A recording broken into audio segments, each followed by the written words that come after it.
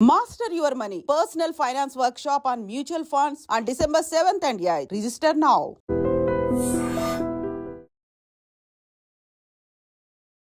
Hi hello నమస్తే welcome back to iDream Media. ఈరోజు మనతో ఉన్నారు పర్సనల్ ఫైనాన్స్ ఎక్స్పర్ట్ అయిన విజయ్ కర్ణం గారు. 1990s నుంచి చూసుకుంటే ఒక్కో డికేట్లో ఒక్కో టెక్నాలజీ అనేది ముందుంటూ ఉంది. ఇప్పుడు అయితే ఇక ఆర్టిఫిషియల్ ఇంటెలిజెన్స్ రంగం అని చెప్పొచ్చు. అయితే ఈ ఆర్టిఫిషియల్ ఇంటెలిజెన్స్ సంబంధించి ఎటువంటి స్టాక్స్లో మ్యూచువల్ ఫండ్స్ అనేవి ఇన్వెస్ట్ చేయడం జరుగుతుందో తెలుసుకుందాం. Hi sir. హలో అండి. సార్, రైట్ నౌ మన డికేడ్ మన ఈ జనరేషన్కి ఆర్టిఫిషియల్ ఇంటెలిజెన్స్ అనేది it's going to be A boon అని చెప్పొచ్చు, ఒక వరణం అని చెప్పొచ్చు. అలాంటిది ఇది ఇంకా పెద్ద ఇండస్ట్రీగా మారే లోపు ఆర్టిఫిషియల్ ఇంటెలిజెన్స్ సంబంధించి ఎటువంటి స్టాక్స్ ఉన్నాయో వాటిలో ఎటువంటి మ్యూచువల్ ఫండ్స్ ఇన్వెస్ట్ చేస్తానో తెలుసుకోవచ్చా? షూర్ అండి, డెఫినెట్గా. ఎందుకు అంటే నేను ఇంకొక నా సజెషన్ చెప్తానండి. ఇక్కడ చాలామంది ట్రేడింగ్ చేస్తారు కదా, ఎఫ్ఎన్ఓ కానీ లేకపోతే డైరెక్ట్ ఈక్విటీలో కూడా ట్రేడింగ్ చేస్తారు కదా, స్టాక్స్ హోల్డ్ చేసి పెట్టుకుంటారు కదా. నేనేం సజెస్ట్ చేస్తాను అంటే, instead of buying particular stock, ఏదైనా ఒక కంపెనీ స్టాక్ కానీ ఏదైనా ఒక లిస్టెడ్ కంపెనీ స్టాక్ కానీ తీసుకునే బదులు ఏ మ్యూచువల్ ఫండ్స్లో ఈ కంపెనీ స్టాక్స్ ఉన్నాయి అంటే, ఇప్పుడు ప్రతి మ్యూచువల్ ఫండ్ స్కీమ్ ఉంటుంది కదా, ప్రతి మ్యూచువల్ ఫండ్ స్కీమ్కి ఫ్యాక్ట్ షీట్ అనేది ఒకటి ఉంటుందండి. మీరు ఆ కంపెనీ ఆ ఫ్యాక్ట్ షీట్ని మీరు గూగుల్లో టైప్ చేసి సెర్చ్ చేస్తే మీకు ఫ్యాక్ట్ షీట్ దొరుకుతుంది. సో ఆ మ్యూచువల్ ఫండ్ ఏ కంపెనీస్లో ఇన్వెస్ట్ చేస్తుందో ఒకసారి చూడండి. సో అది ఏదైనా ఏ రిలేటెడ్ కంపెనీస్ ఉన్నాయా, లేకపోతే జస్ట్ చెప్తున్నాను, ఎగ్జాంపుల్ చెప్తున్నాను, ఏదైనా సెక్టార్ ఓరియంటెడ్ లేకపోతే సోలార్కి రిలేటెడ్ అట్లా ఉందనుకో. అట్లా తీసుకుంటే ఏమవుతుందంటే, మీరు అదొక్క కంపెనీలోనే ఇన్వెస్ట్ చేయరు, దాంతోపాటు దానికి రిలేటెడ్ ఒక 10 డిఫరెంట్ కంపెనీస్లో కూడా ఇన్వెస్ట్ చేస్తారు. ఇప్పుడు సపోజ్ ఒక 1 lakh తీసుకొని ఒక కంపెనీ స్టాక్స్ కొనడం కంటే 1 lakh తీసుకొని ఇట్లా మ్యూచువల్ ఫండ్ త్రూ కంపెనీస్లో ఇన్వెస్ట్ చేస్తారనుకోండి, మీ రిస్క్ అనేది చాలా తగ్గిపోతుంది. ఇంకొక ఎగ్జాంపుల్ చెప్తాను. ఇది ఏఐ కానీ వేరే ఏ సెక్టార్ ఓరియంటెడ్ కానీ ఇవన్నీ సైకిల్స్లో వెళ్తుంటాయి. అంటే ఇప్పుడు ఏ అనేది ఇప్పుడు బూమ్ అయింది, కానీ లాస్ట్ 5 years 10 yearsకి ముందు ఐటీ రిలేటెడ్ స్టాక్స్ ట్రెండింగ్లో ఉండే, ఐటీ రిలేటెడ్వి ఉండే కదా. సో దానికి ఎక్స్టెన్షనే ఇది ఫస్ట్ థింగ్. సెకండ్ థింగ్ వచ్చేసి 5 years కింద వేరే ట్రెండ్ ఉంటుంది అనమాట. 5 years కింద హెల్త్ కేర్కి రిలేటెడ్ ఉండొచ్చు, లేకపోతే అంతకన్నా ముందు ఇన్ఫ్రాస్ట్రక్చర్కి రిలేటెడ్ ఉండొచ్చు, లేకపోతే అంతకన్నా ముందు కన్జంప్షన్స్కి రిలేటెడ్ ఉండొచ్చు. సో ఇవన్నీ సైకిల్స్లో వెళ్తుంటాయి. మీరు ఏ సైకిల్లో ఏ స్టాక్ని కొంటున్నారో మనకి తెలియదు కాబట్టి, అంటే అంత రీసెర్చ్ చేసే ఇన్ఫర్మేషన్ కానీ అంత పేషెన్స్ మనకి ఉండదు కాబట్టి, మ్యూచువల్ ఫండ్ త్రూ తీసుకుంటే వాళ్ళు కరెక్ట్ టైంలో కరెక్ట్ సైకిల్స్లో వాళ్ళు ఇన్వెస్ట్ చేస్తారనమాట. ఇప్పుడు ఏదైనా మ్యూచువల్ ఫండ్ డైరెక్ట్గా ఒక కంపెనీలో ర్యాండమ్గా ఇన్వెస్ట్ చేయదు, వాళ్ళ ఓన్ రీసెర్చ్ వాళ్ళకు ఉంటుంది కాబట్టి, మీరు డైరెక్ట్ స్టాక్ పికింగ్ చేసే బదులు మ్యూచువల్ ఫండ్ త్రూ ఇన్వెస్ట్ చేస్తారనుకోండి, మీ రిస్క్ అనేది తగ్గిపోతుంది, ప్లస్ క్యాపిటల్ అప్రిషియేషన్ కూడా ఎక్కువ స్కోప్ ఉంటుంది. So coming back to our main thing, A related companies మన దగ్గర ఉన్నాయి కదా, ఆ కంపెనీస్లో ఏ మ్యూచువల్ ఫండ్స్ ఇన్వెస్ట్ చేస్తుంది అంటే, దీన్ని ఎట్లా టెక్నికల్ టర్మినాలజీలో మాట్లాడాలి అంటే, వీళ్ళు ఇన్స్టిట్యూషన్ ప్లేయర్స్ అంటారు. మ్యూచువల్ ఫండ్స్ అన్నది ఇన్స్టిట్యూషన్ ప్లేయర్స్ అంటారు. ఇన్స్టిట్యూషన్స్ ప్లేయర్స్ ఎప్పుడైతే ఇట్లాంటి కంపెనీస్లో ఇన్వెస్ట్ చేసాయో అప్పుడు వాళ్ళకి చాలా స్ట్రెంత్ ఉంటుంది అనమాట. అంటే వాళ్ళు they are proven in the market అని అనుకోవచ్చు అనమాట.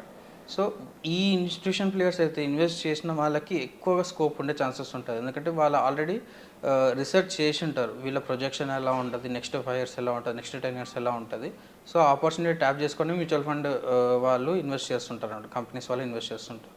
So there are 5 mutual fund schemes అనమాట, ఏ రిలేటెడ్ దాంట్లో ఇన్వెస్ట్ చేస్తారు. ఫస్ట్ వచ్చేసి పరాగ్ పారిక్ అనమాట, Parag Parikh flexi cap fund. Parag Parikh flexi cap fund ఎక్కడెక్కడ ఇన్వెస్ట్ చేసింది అంటే, మైక్రోసాఫ్ట్లో ఇన్వెస్ట్ చేసింది, ఆల్ఫాబెట్ అంటే మన గూగుల్ మెయిన్ కంపెనీ ఆల్ఫాబెట్లో ఇన్వెస్ట్ చేసింది, అమెజాన్లో ఇన్వెస్ట్ చేసింది, అండ్ మెటా ప్లాట్ఫామ్ మన ఫేస్బుక్, ఇన్స్టాగ్రామ్ వీటిలలో ఇన్వెస్ట్ చేసింది. పర్సెంటేజ్ అలొకేషన్ చూసుకుంటే 5% మైక్రోసాఫ్ట్లో ఇన్వెస్ట్ చేసింది, 5% ఆల్ఫాబెట్లో ఇన్వెస్ట్ చేసింది, అండ్ అమెజాన్లో 3% ఇన్వెస్ట్ చేసింది, అండ్ మెటాలో 3.5% ఇన్వెస్ట్ చేసింది. సో వీళ్ళు డొమెస్టిక్ కాదు, ఇంటర్నేషనల్ లెవెల్లో ఎక్స్పోజర్ తీసుకున్నారు. సో ఆ కంపెనీస్ ఎంత మంచిగా గ్రో అవుతాయి, ఈ ఫండ్ కూడా అంత మంచి పర్ఫామ్ చేస్తుంది. సో డైరెక్ట్గా మీరు యాపిల్, ఫేస్బుక్ స్టాక్, మెటాకి రిలేటెడ్ స్టాక్స్ కొనడం కంటే ఇట్లా తీసుకోవడం will be the best option అనమాట. అండ్ నెక్స్ట్ ఫండ్ వచ్చేసి Axis growth opportunity fund. Axis growth opportunity fund ఏ కంపెనీస్లో ఇన్వెస్ట్ చేసింది, ఏ రిలేటెడ్ స్టాక్స్ చూసుకుంటే టాటా ఏఎల్ఎస్ఐ ఉంది, అండ్ మైక్రోసాఫ్ట్ ఉంది, అండ్ ప్రెసిస్ సిస్టమ్స్ ఉంది, అండ్ ఆల్ఫాబెట్ ఉంది అనమాట. అండ్ పర్సంటేజ్ వైజ్ చూసుకుంటే టాటా ఏమో 5% ఉంది, మైక్రోసాఫ్ట్ ఏమో 1% ఉంది, అండ్ పర్సిస్ట్ వచ్చేసి 1.2 ఉంది, అండ్ ఆల్ఫాబెట్ వచ్చేసి 1% ఉంది. ఈ అలొకేషన్ తక్కువ ఉన్నా కూడా ఇవి సెక్టార్ ఓరియంటెడ్ కాబట్టి, అంటే ఇది నెక్స్ట్ అప్కమింగ్ కాబట్టి ఈ అలొకేషన్ పెరిగే ఛాన్సెస్ కూడా ఉంటుంది.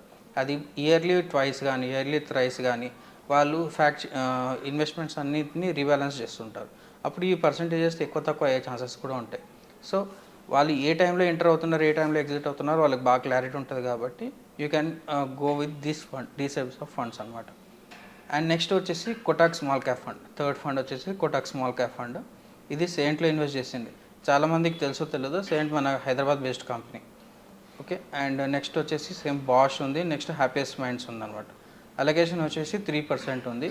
కోటాక్ స్మాల్ క్యాప్ ఏమో సెయింట్లో 3% ఉంది, పర్సిస్ట్లో ఏమో 2.3 ఉంది, బాష్లో ఏమో 1% ఉంది, అండ్ హ్యాపీయెస్ట్లో ఏమో 0.14% ఉంది. అండ్ నెక్స్ట్ వచ్చేసి ఫోర్త్ వన్ వచ్చేసి Motilal Oswal mid cap fund. Motilal Oswal mid cap ఫండ్లలో ఎక్కడెక్కడ ఇన్వెస్ట్ చేసింది అంటే కోఫోర్స్లో ఇన్వెస్ట్ చేసింది, కేపీఐటీ టెక్నాలజీలో ఇన్వెస్ట్ చేసింది, అండ్ ఎంఫోసిస్లో ఇన్వెస్ట్ చేసింది. ఇవన్నీ service oriented and product oriented companies కాబట్టి మంచి పొటెన్షియల్ ఉన్న స్టాక్ పికింగ్ లాగానే కన్సిడర్ చేయొచ్చు. అండ్ లాస్ట్ వన్ వచ్చేసి ఎస్బీఐ ఫోకస్డ్ ఫండ్ అనమాట, ఫోకస్డ్ ఈక్విటీ ఫండ్. ఇక్కడ వీళ్ళు ఎక్కడెక్కడ ఇన్వెస్ట్ చేశారంటే ఆల్ఫాబెట్లో ఇన్వెస్ట్ చేస్తారు, అండ్ బ్యాలెన్స్ 50% వచ్చేసి మన ఇండియన్ లార్జ్ క్యాప్ కంపెనీస్లో ఇన్వెస్ట్ చేస్తారు. సో మీకు ఆపర్చునిటీ ఉంటుంది, రిస్క్ తగ్గిపోతుంది అనమాట. సో ఈ కంపెనీస్లలో ఈ ఇన్వెస్ట్ చేసేది direct mutual funds through invest చేస్తే you will be in safer hands అనమాట. సో డెఫినెట్లీ ఈ ఫండ్స్ అనేవి ఆర్టిఫిషియల్ ఇంటెలిజెన్స్ సంబంధించి ఇన్వెస్ట్ చేస్తూ ఉన్నాయి. అండ్ ఇదే కాకుండా రైట్ నో ఇన్ఫ్రాస్ట్రక్చర్ కానీ లేదంటే సిచ్యువేషన్స్ బట్టి ఇండియన్ గవర్నమెంట్ ఎన్నిలో ఫండ్స్ ప్రొవైడ్ చేస్తుంది అనే దాన్ని బట్టి, అండ్ అలాగే ఏ కంపెనీ గ్రో అవుతుంది అనే దాన్ని బట్టి ఎప్పటికప్పుడు అనలిటిక్స్ మారుతూనే ఉంటాయి. సో దానికి తగ్గట్లుగా ఎప్పుడు మీరు కూడా కొన్ని ఎపిసోడ్లో చెప్పున్నారు, ఎప్పుడు లాంగ్ టైంలో ఒకే ఫండ్లో ఉండడం కూడా కరెక్ట్ కాదు అని చెప్పేసి. So in that case compulsory మీరు రీసెర్చ్ అండ్ ఇది చేస్తూ ఉంటారు కాబట్టి ఎప్పటికప్పుడు ఫండ్స్ అలొకేషన్ అనేది మారుతూ ఉంటుంది కాబట్టి ఒక రైట్ ఫండ్ అడ్వైజర్ అనేది మీకు అవసరం. సో దానికి సంబంధించి ఆల్రెడీ వెబినార్ కండక్ట్ చేయబోతున్నారు, అండ్ పర్సనల్ అపాయింట్మెంట్స్ ద్వారా కూడా ఇది టీచ్ చేయడం జరుగుతుంది. సో ఈ రెండింటి ద్వారానే మీరు డిస్ప్లే అవుతున్న నెంబర్స్ కాల్ చేసి మీకు ఏదైతే బెటర్ అని చూస్ చేసుకుంటారో ఆప్షన్ ద్వారా మీరు సార్తో మాట్లాడే ఆప్షన్ అయితే క్రియేట్ చేసుకోవచ్చు. సో వచ్చే మళ్ళీ కలుద్దాం. Thank you so much sir. Thank you.